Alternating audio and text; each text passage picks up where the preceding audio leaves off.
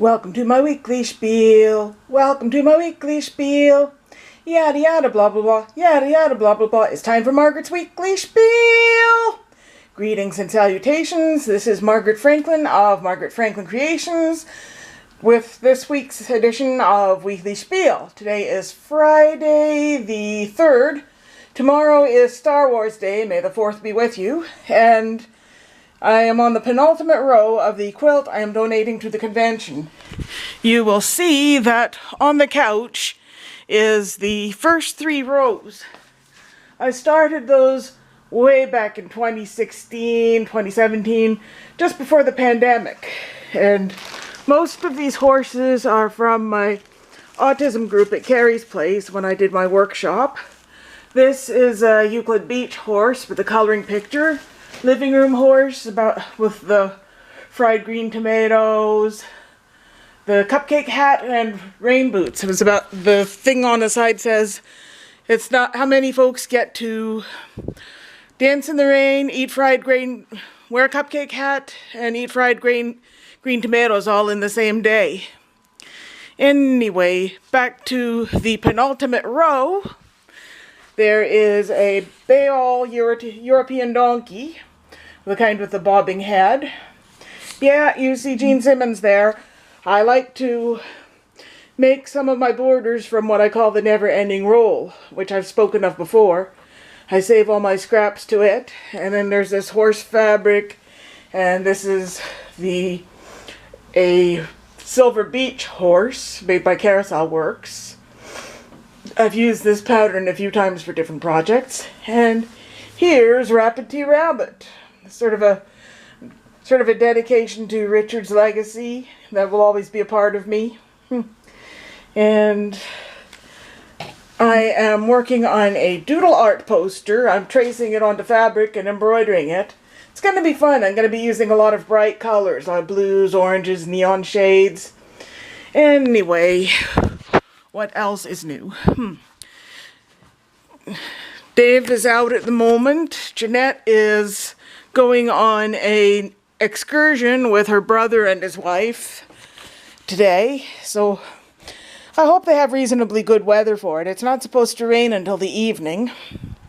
So we don't have FaceTime today, but I'll talk to her tomorrow. What was I going to say again? I'm hoping to hear more from Reno and Clay in Idaho with the Carousel of Smiles. I'm working on a quilt for them as soon as they start sending me the pictures of their ponies. They haven't made up their minds yet which ones, but I bet the hard part is which ones to say no to, because all carousel horses are beautiful. The people at the North Bay Carousel had the same problem, similar problem, because theirs was a new carousel with reproduction carvings of all the classic master carvers' horses. Like Sam is a copy of the Muller postage stamp horse at Cedar Point, and Biscuit is a copy of the Muller ghost horse, which, well, a replica of it now rides the one at Dorney Point. It used to be at Cedar Point's Frontierland. And the original ghost horse lurks silently in the basement of the Carousel Museum. I saw him last time. Well, I always think of that one as a she. I saw her in the basement last time I was there, and she looked lonely. I took a picture of her with our dolls and critters to keep her company. And Dolly is a replica of the Ilion's Flame horse, but I don't like that her saddle is so small. That's the thing about the North Bay Carousel. The middle row horses all have puny saddles. I guess so that parents can ride on either side and the child can ride in the middle. But what about us adults who wish that we could ride every horse we want? The Roseneath horse is that way too. Little horses in the middle row. So couples can't really ride side by side, can they? Unless one of them doesn't mind a puny saddle. And that's what I don't like about Denzel Top Knot ponies either. Their saddles are made for tiny heinies. I got too much junk in the trunk. When I build my own carousel someday, all the saddles are going to be nice and big. Speaking of big horses with big saddles, there is a carousel in Paris at the Euro Disney with horses made by Tom Layton, I believe. That's the name. I have so much information, sometimes I can't keep track of it all.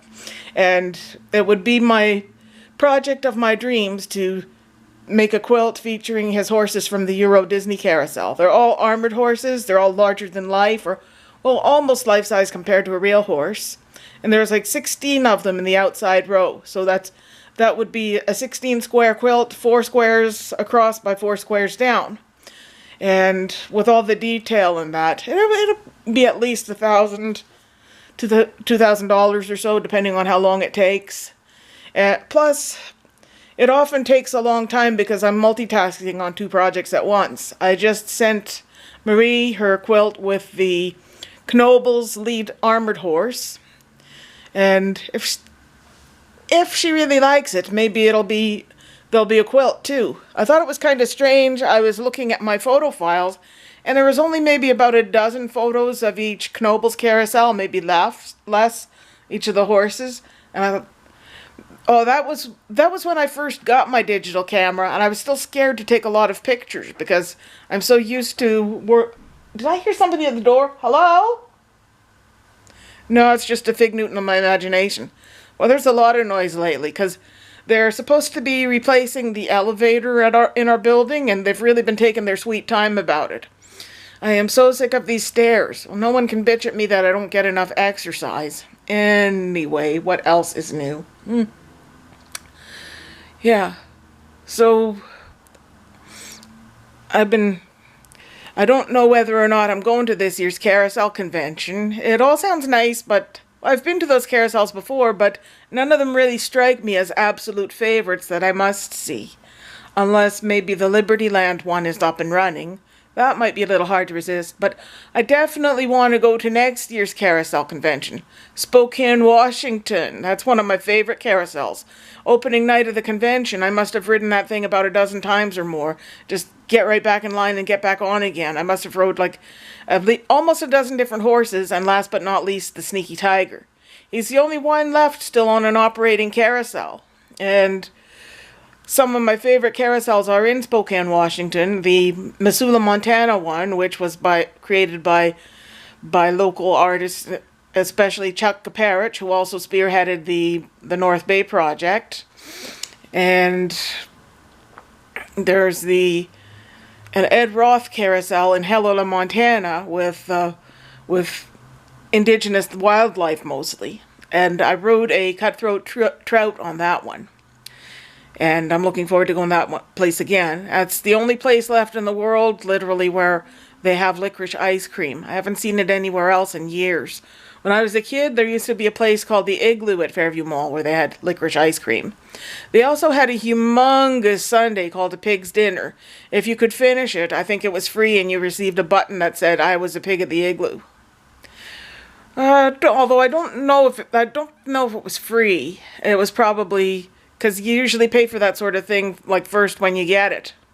But I don't think I'd want to be caught dead in that. I get called enough names. Anyway, on that note, I shall go for now and talk to you later. Bye-bye. Be back soon. Thanks for watching Weekly Spiel.